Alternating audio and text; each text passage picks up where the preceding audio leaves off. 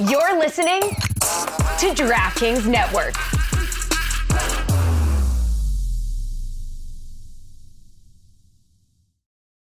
Folks, this year the big game is not just for football fans. It's time to go all in on food. Tums and DraftKings have teamed up to create a free-to-play pool so you can get in on the action and keep on snacking. There's a share of $10,000 up for grabs. To take home the cheddar, just make the right picks about America's game day grub. Play free in the Tums Prop Bites pool on DraftKings to score big without the burn. Learn more at TumsPropBites.com. Eligibility restrictions apply. Void where prohibited. See DraftKings.com for details. The Dan Batard Show with Stugotz is brought to you by Bayer Aspirin, the official sponsor of fans' hearts. Welcome to the Big Suey, presented by DraftKings, Why are you listening to this show? the podcast that seems very similar to the other Dan Batard podcast. I'm sorry, I'm not going to apologize for that. In fact, the only difference seems to be this imaging. I have been tempted in restaurants just walking past tables to grab somebody's fries that if they're just there. That hasn't happened to you guys? I've done it. And now, here's the marching man to nowhere, Fat Face, and the habitual liar. I am a big fan of Run the Jewels, and there are not a lot of hip-hop people or musicians of any kind, really, who have had the late career power that Killer Mike has had, where you become somebody in your 40s in hip-hop, somebody who's hugely relevant, somebody whose voice I like to hear on issues, who's just strong in a lot of different ways. And last night, he crushed it. He crushes the Grammys. He ends up winning 3 awards. He goes up on stage and says it's a sweep because he's at the top of the game. And then immediately gets arrested. And the video is of him being let off in handcuffs. And I've been looking for comments from him this morning and have not seen yet the comments. But they told me that this was a citizen's arrest, that these aren't even police officers, that this is a... security? That this is... So it preceded, the citizen's arrest maybe preceded the actual police officers who came once he was apprehended? Are these actual police officers? Because there is uniformed personnel, but if you look at the uniforms... I don't know what the LA metropolitan area uniforms look like, but those look like costumes. And it would, I would assume, ruin one of the greatest nights of his life. Over a misdemeanor charge, I still don't know what it is that happened. I think under these circumstances, this is someone that you can let go and circle back around and not ruin the best night or one of the best nights of his life. So how do you execute a citizen's arrest at the Grammys, though? Wasn't it nearby, though? It wasn't at the Grammys. So, it was like around the Grammys. This is from The Hollywood Reporter. LAPD spokesperson told Hollywood Reporter that, quote, an individual was detained at Crypto.com Arena for a physical altercation and is currently being questioned. So bumps into somebody. He's a sizable human being, and then he is led away by people we're still not sure are police officers. Well, I mean, this is, the LAPD is not going to comment on it. Like, yeah, some rent-a-cops did it. But I know, but the video we were just watching, we are still not sure that those are police officers. He does have old school Bookham Dano handcuffs as opposed to like the zip ties of the modern day. And I would like to hear more information on this. I would like to hear from him on this. But given his activism, I did actually wonder. Now, these details seem to undermine the point I'm about to make. But given his activism, I thought to myself, I wonder if he would want the clout that would come from having the polarizing scandal that puts him in the middle of ruining his best night, because then he can talk about all the stuff he's been talking about in Atlanta, trying to bring peace between black people and police officers because of his voice is a powerful one. But powerful but complicated, right? Like Agreed. That's the thing about Killer Mike is that Killer Mike was just going viral for not endorsing Joe Biden, presented with the choice between Biden and Trump, which is, your mileage varies on that position and why. The way that he has become a cause for all sides of this in different ways is what speaks to his complication. There are, of course, the conspiracies now of, this is happening because he refused to endorse Biden. But others might point out, and I think it's probably even more logical to do so, that if you're going to pick a conspiracy, don't pick that one. I don't think that's what's happening here. his other stances may, in fact, be more plausible, even though none of it really is plausible. I would love to see the scenario in which Joe Biden wakes up one morning. We didn't get what? Folks, here's what we're going to do. I don't think that's the top of his agendas. I would say there are not a lot of stronger voices in hip hop. Just in terms of power of voice, getting in front of people and speaking about things that I just think you're looking at that through your prism, and I understand why you would think Killer Mike is one of the more important voices, and I think I skew closer to that, but many in our audience would say Playboi Carti is way more important, or, it's just it's of a different era, and that's part of what goes on with Killer Mike is that he had this whole second half of his career where he was prodigious and he was featured with Outkast, and it never quite happened with him. And then with Run the Jewels, he gets this latent career, immense success, and now as a solo artist, he's sweeping Grammys. I just want to point out you guys are missing the most important part. Can we run the video again? The most important part, first of all, there's a couple of things. Number one, there's a guy that looks like Cornbread Maxwell. It's only the back of his head. He's right here on the left. That's Cedric Maxwell. Yeah, that might actually be That's him. Cedric Maxwell right there. Yeah. Wait a minute. Okay. That's Cedric Maxwell. Former Boston Celtic. Wow, so this goes all the way to the top. You are right that it looks like Cornbread Maxwell, but I believe that you're dangerously close to saying that black people from the back look the same. You're dangerously close to racism there. I don't think so. That's Cornbread Maxwell. That's Cornbread Maxwell. Yeah. That's right there. Yeah. It's the right height. He has a point. It's not racism. That is Cornbread Maxwell. We need to find out why he's there. We don't know it's not. But then let's roll the video, please, and I'll show you guys more. This is my favorite guy in the video. Man in the tuxedo on the right, as Killer Mike is being let out in cuffs. What's he do? Kiss sign. Into a fist. Yeah. Into a power fist. He pivots midair to the power fist. Look at that. Yep. Great video work there. He's white. Video, go ahead and put Cornbread Maxwell up there. Now, can you please Can you get a picture of Cornbread Maxwell, but from the back? From the back, yeah. With his glasses on. Hey, yo. I wanted to talk. You just want a back shot of Cornbread Maxwell, okay? This is not that complicated. Oh, there it is. You found it. Thanks. I wanted to talk about last night's Heat game that I imagine Amin went to, but not to talk. You did not go to, okay? But not to talk about the Heat. The thing that I wanted to talk to Pablo and Amin about is, has everything the Clippers done worked? Because this is the best Clippers team I've ever seen. Where did that come from? Because they're famously the example of it never working. Correct, but what I'm about to tell you is this is the best Clippers team I've ever seen. They are, in the years of Kawhi and Paul George, they're like 40-9 against the Lakers. They may not be the Lakers yet, but they are better than the Lakers. Look, man, the laughing stock on them goes back 40 years. Everybody's been laughing at this franchise. And then they made a move that traded everything. There hasn't been a trade like that in the NBA. There has not been one like that. And because of that trade, Oklahoma City is now also good. They're going to have to go through Oklahoma City because of all they traded to get Paul George. And up to now, I would have said it hasn't worked. But you add James Harden. Now they're the best team in the NBA over the last 30 games. They're 25-5. Miami tried to drag that game into the muck last night. There are only 2 times this season the Clippers haven't scored 100 points. They lost both the games. Last night they barely get to 100 points and they win the game anyway. This team can win the championship. This team is as good as anybody. James Harden has rounded into shape. I like how you did that. You guys tell me I'm wrong. That's the only way he gets into shape, by rounding into it. Once upon a time, James Harden playing in Miami in the regular season was not a recipe for him being arguably the best player on the floor. Yeah, but you can't change an entire narrative, especially about the Clippers. Yes, 40 years of failure, but also in the last 5 years, repeated failure where these moves haven't worked out. It's all about the playoffs with these guys. Mike, agreed. But what I'm not saying yet that it has worked, although I can make the argument for it because they're no longer a laughingstock and they have not been with all the load management stuff. They are light years ahead of where they used to be with it, which is just us laughing at them. But this is a legitimate championship contender, and I've never been able to say that about the Clippers. Not with Chris Paul, not with Blake Griffin. I've never thought that of the Clippers. That team I saw last night can win the championship. I would say that the COVID-shortened season was that because they were healthy, and Paul George and Kawhi Leonard were amazing, and they were right there, and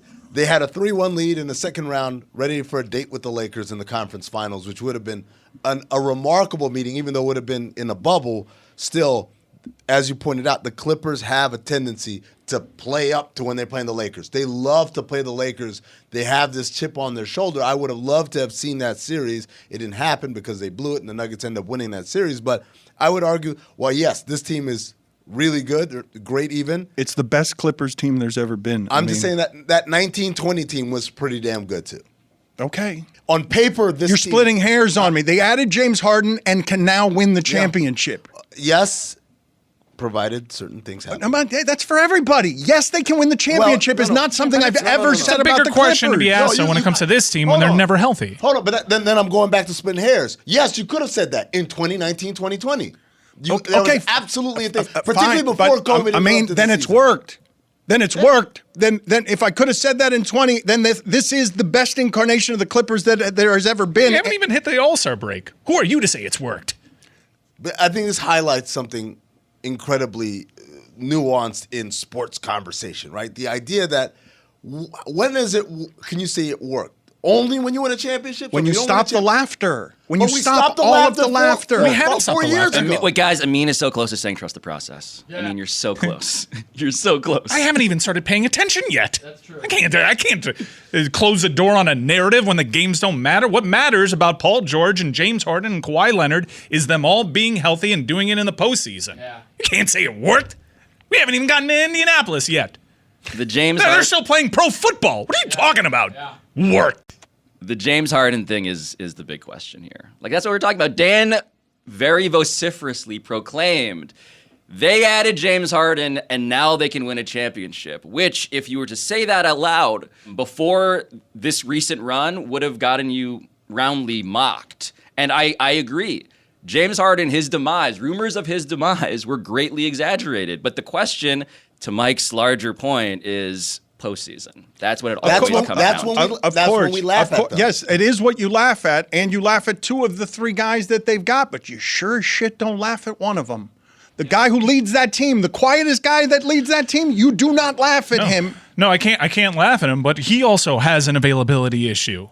It's the three guys that have injury But issues. he's never had this much help. He has never had, maybe in San Antonio, No, he's never had this much help, but the people that he's depending on are Paul George, James Harden, and Russell Westbrook, even though he's a bit more of a role player now. Historically, those guys you like depending on? They get hurt too. Okay, I mean, you can question them all you want, but over the last 30 games, they're better than anybody.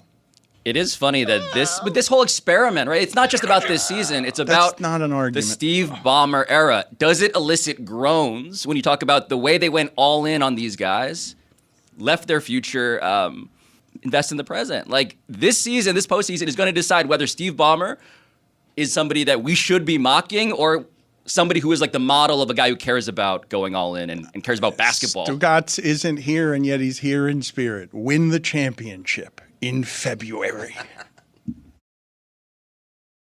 Folks, whether you're hosting a game day, a movie night, DiGiorno knows that planning a watch party on a budget isn't easy. You need the perfect setting, the perfect squad, the perfect eats. And luckily, you're a Game Time mastermind, and you know that grabbing DiGiorno Classic Crust Pizza can bring home the dub. Because it's packed with half a pound of cheese, sauce, and other toppings, and comes at an incredible price. Make the game-winning call and grab a DiGiorno Classic Crust Pizza from the grocery store today. It's not delivery, it's DiGiorno.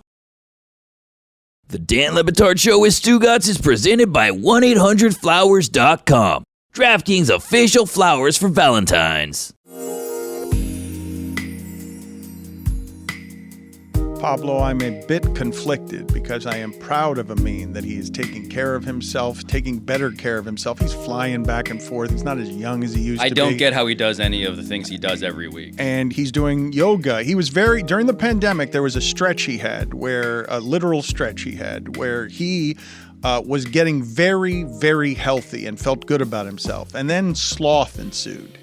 And things got a little sloppy, a little undisciplined, and now he is back to doing yoga, but it's bittersweet because he's often doing it when we've already started, and I need him to do his job. He can do yoga on his own time, not on company time. I'm prioritizing my health and wellness.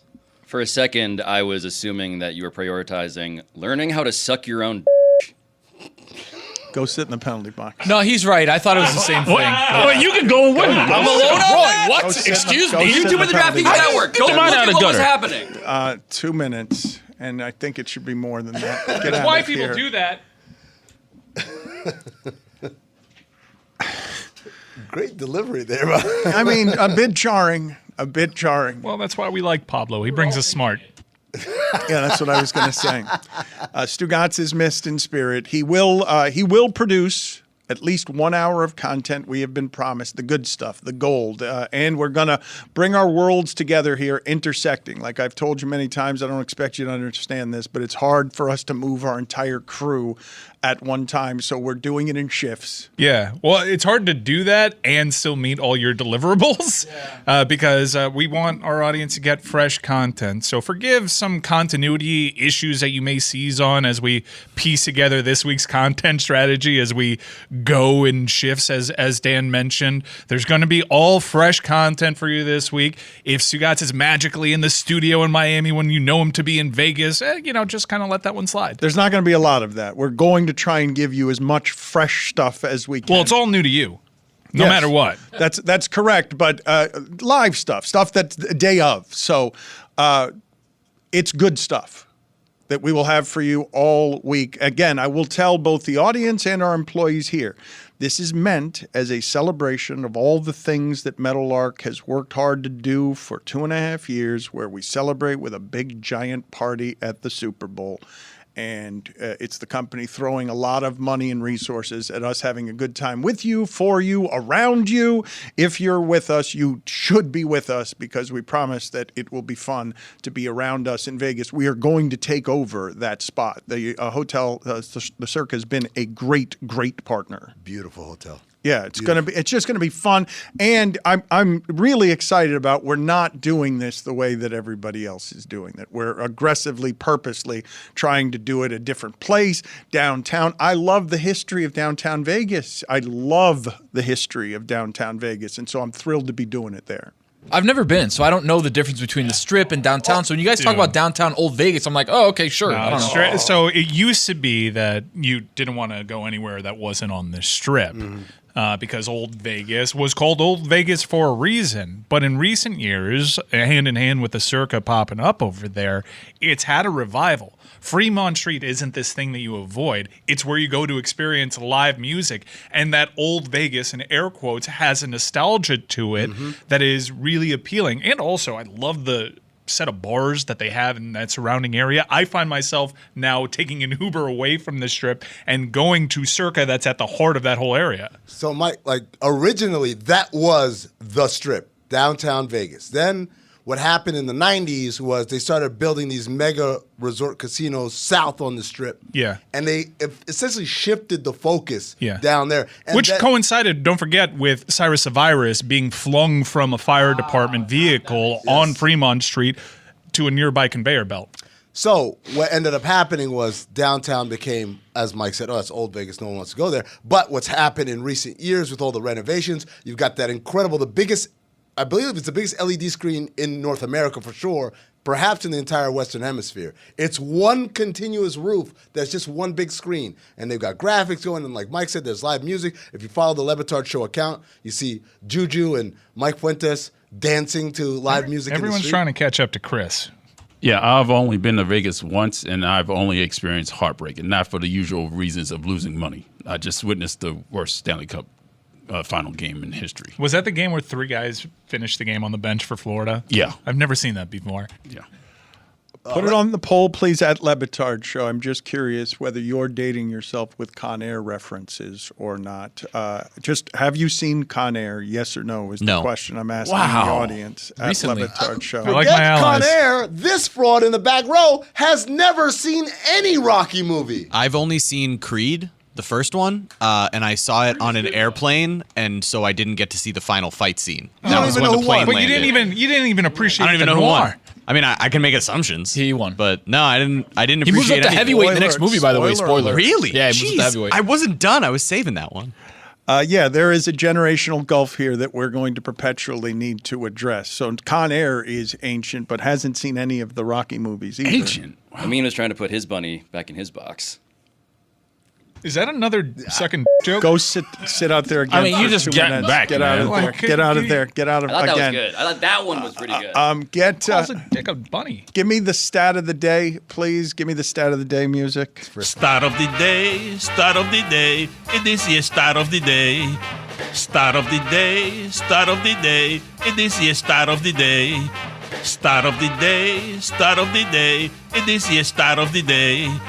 Start of the day, start of the day. It is the start of the day. Today's stat of the day is brought to you by Venmo and PayPal. You gotta wait till he's done singing. I It's know. I disrespectful. just kind of felt like you were gonna not wait for the liner, so I just tried to get in there. I could go sit with Pablo. I'll leave you here for now. There's a lot of planning involved in the next week. I'm going to be hesitant to penalize you because we kind of need you. Immunity. We need you in a lot of Diplomatic different. immunity.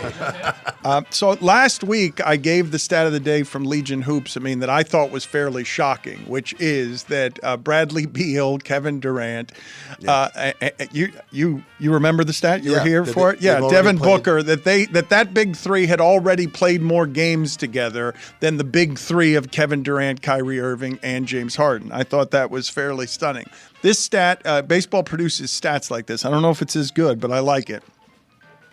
So in his 10th at bat, Ichiro got his third hit in his 10th at bat. And his batting average never dipped under 300 again. Wow. No way. Okay, that's crazy. That's nuts. It was a little infield hit to the left side of the infield, and he was never under 300 again. He never started the season with like a mini slump. He did. Well, he did, but but I'm Nine. saying his career average never came under 300 ever again. Like, yes, maybe. I have him like first at bat getting hit every season. And then he's always working his way down from 1,000. No, okay, I see why you would get. I'm sorry, I should have said it that way. Yes, that he never started a season 0 for 1 is what you're saying. No, that is not the stat. The stat is just his career average never went under 300 again. Amin yelled at me today when I came in because I missed this time in our lives, Mike, when basketball was dominated by not just LeBron James, but the things that LeBron James was thinking and doing and where would he move. I mean, hell, Miami, I'm going to say, fell in love with the transaction in sports.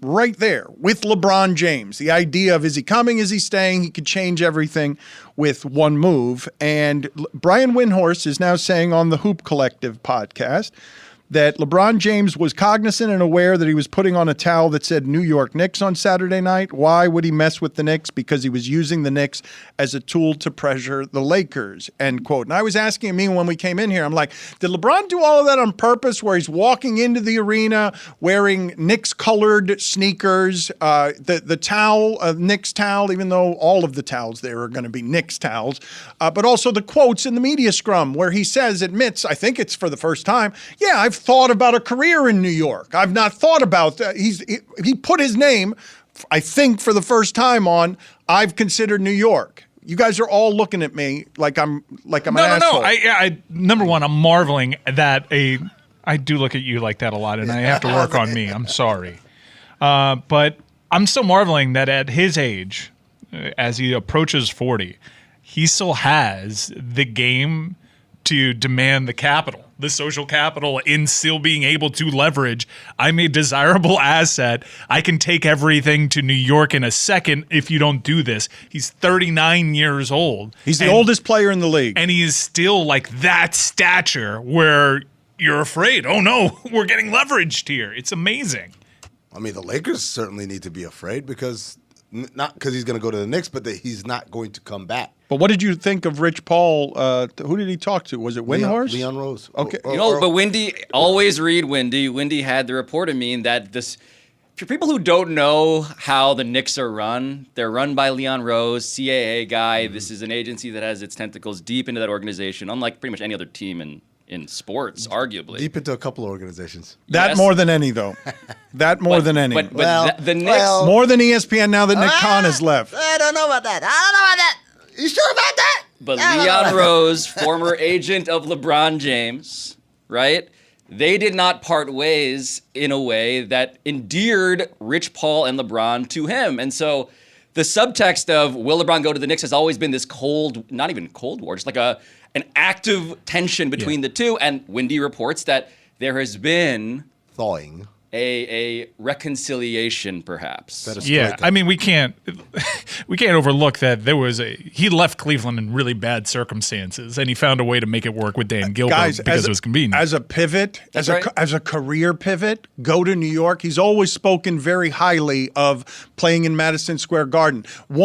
Another act in the career. I know there's going to be another act. Well, I think he should do it. Here's the argument for LeBron actively pursuing a move to the Knicks, because he's already shown you what the power of one title to a market can mean.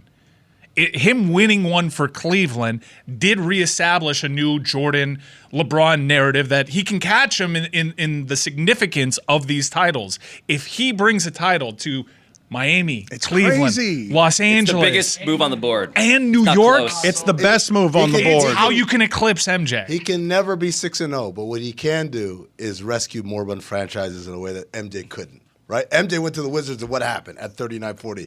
They didn't make the playoffs. LeBron says, I went to insert team here, and I gave them the joy that they've never known in their lives.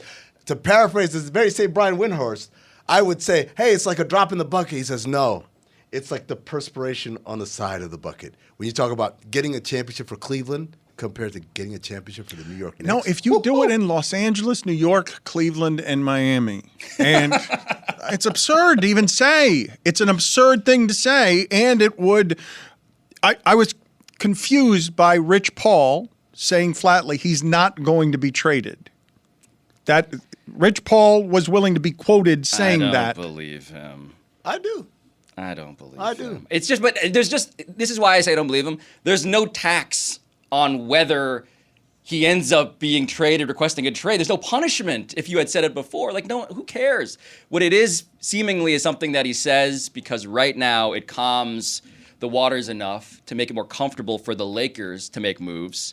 But other than that, I don't see the incentive. I mean, there's not a better move. If you're thinking, look, LeBron just scolded everybody today. Over the weekend, there's the video of him saying, too many kids caring about jewelry and shit, while he goes to Los Angeles to empire build. Great old man talk from LeBron. Yeah, but also bogus, though. Yeah, you were buying jewelry. I was making movies. Like, he went to Los Angeles purposefully.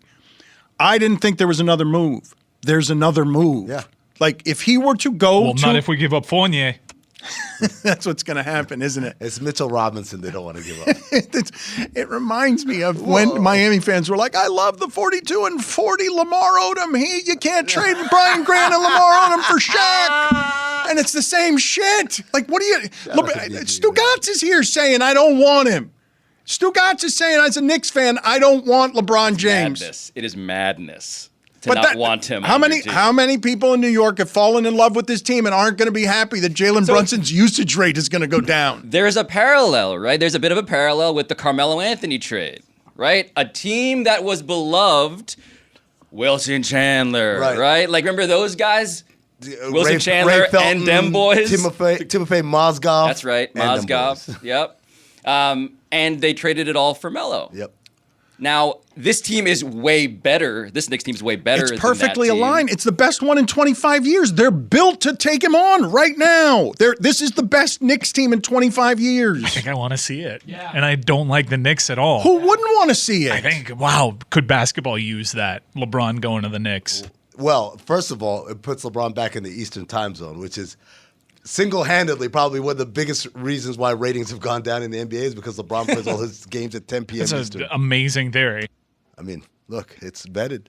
Puts him physically next to the commissioner's office so he can buy the next team that he wants to buy. Hey, Adam Silver, we've been in partnership for 20 years, right? You're kind of my commissioner. You're my ally. You changed the All-Star game for me. How about I come to New York and save your sport? Now, counterpoint why I think he doesn't get traded and doesn't want to be traded, because I think a lot of what this last chapter of LeBron, this previous chapter of LeBron hasn't been empire building.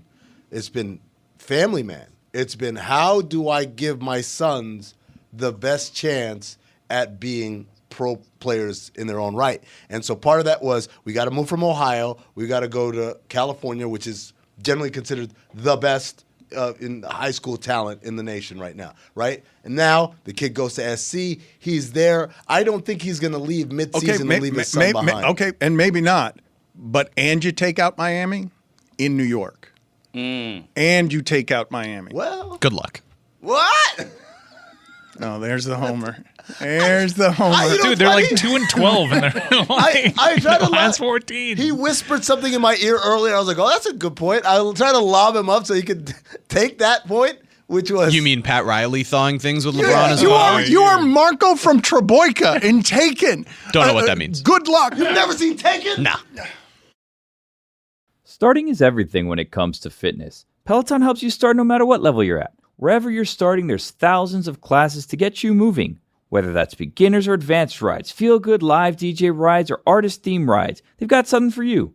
Peloton bike instructors keep you motivated from day one. They'll show you the basics, help take the guesswork out of your workout, and encourage you to build from there. And now with Peloton Entertainment, you can keep moving and watch your favorite TV shows and live sports as you ride. Perfect for those days when you don't want to miss a thing. And if you don't have a bike, take a dance class, take a core class, take Pilates, take a stretching class, start a program with Andy, do a core program with Emma. You can do it all at Peloton. You can get a Peloton row, and you're not even going to get wet because it's inside your own house without water. How'd they do it? I don't know. Wherever you're starting, get moving with a Peloton bike or Bike Plus rental at onepeloton.com/bike rentals. Terms apply. The Dan Batard Show with Stugotz is presented by DiGiorno. It's not delivery, it's DiGiorno.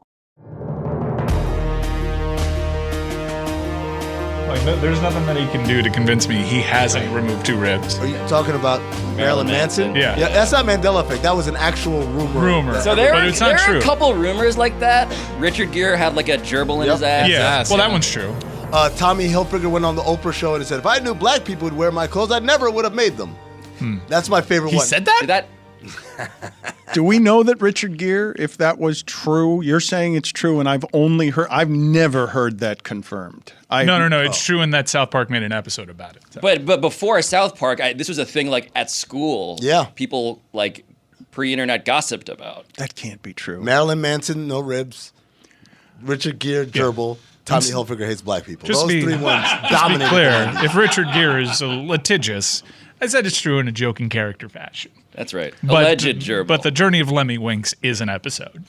Mike, there are a couple of videos here that I would like to play, and I was just telling, the good luck came from Jeremy, and I will over-explain, even though I wish I didn't have to over-explain so much. Before you do that, I just want to point out, Pablo said the alleged gerbil, and all of us have been worried about Richard Gere suing us. What if the gerbil sues us? Hey, I was never up Richard Gere's ass. All of us hamsters and gerbils look alike, huh? It was Army Hammer. Go sit in the penalty box. Oh, come on. Oh, I'm sorry. I mean, you got to go, man. You should do some yoga in the penalty box. Yeah, that was Let's see if you get to the end game Go stunts. do yoga in the penalty box. Let me know how that goes. I'm curious. At the end of the last segment, you heard Homer Jeremy, who somehow has become more of a homer than any Heat homer we've ever had around here, and I didn't think it was possible for any human being to do that when Metal Arc Media employs Parakeet Cortez. But he said good luck to LeBron James and the Knicks because he is a Heat fan. And the reference that I made was from the movie Taken, and it's Liam Neeson starting to become an action hero. And when he was going to get his kidnapped daughter back, the kidnapper told him on the phone from Treboika, good luck. It didn't end well for him.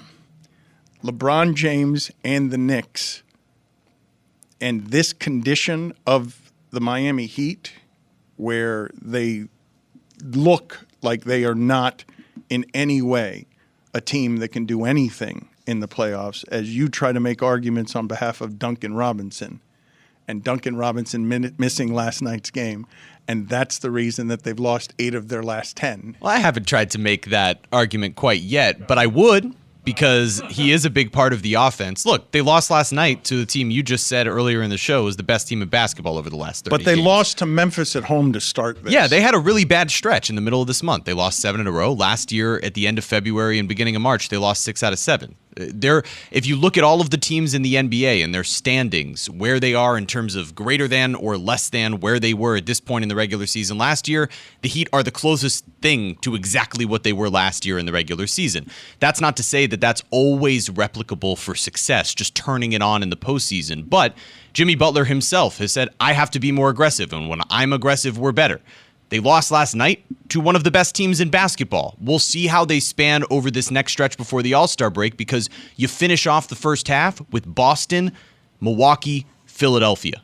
3 games in a row to end the first half. You got a couple of games before that against, the lesser teams. What's it going to take for you to go dark? Like, what's it going to take? It won't happen until after they've lost, right? Yeah, I mean, look, the reality is that this team, I came in here during the 7-game losing streak, and I said, this looks like the wheels are falling off. I said that the offense has been a disaster. The defense has been a disaster. It was. The Clippers are top 3 offense and defense. The Heat are bottom 5 offense and defense over the last month. Correct. And then their defense last night slowed down one of the best offenses in basketball. I compared it to watching like the 2006 Chicago Bears, where you have to just accept it's not going to be aesthetically pleasing, but they're going to bring everyone into the mud. It's awful what they did. This is what I sounded like? Yes, it's bad. This is what you sound like. Guys, yes. Was I always a whiny? Yes. Yes. Okay. Yes. This is what and you didn't have any 7-game losing streaks. But they had Dwayne Wade on their team. Well, but you're spoiled. Jimmy Butler. You're spoiled and entitled, and you had reasons for your arrogance and positivity. 3 conference championships or 3 conference titles in the last 4 years. Right. 2 NBA finals, and there's no reason to believe that this core can continue to succeed. Right? There's no reason. Yeah. No. The reason is looking at the standings. It's not just... You just finished arguing that the regular season didn't matter for another franchise that's really good. Right. Started. Okay, so it hasn't started. Who so are then you it to doesn't poke matter. holes in what I'm saying? What? Isn't that my job? Can you show Jeremy, please, the scene from Taken so that he learns when he tells LeBron James-led Knicks team, good luck. I just want you to see what it is that you just did. I don't know who you are. I don't know what you want. If you are looking for ransom, I can tell you I don't have money. But what I do have are a very particular set of skills. Skills I've acquired over a very long career. Skills that make me a nightmare for people like you.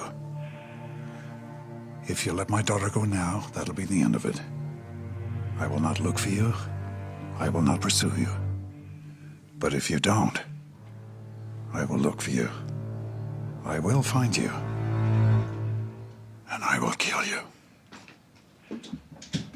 Ass off. Good luck. As I said, it didn't end well for...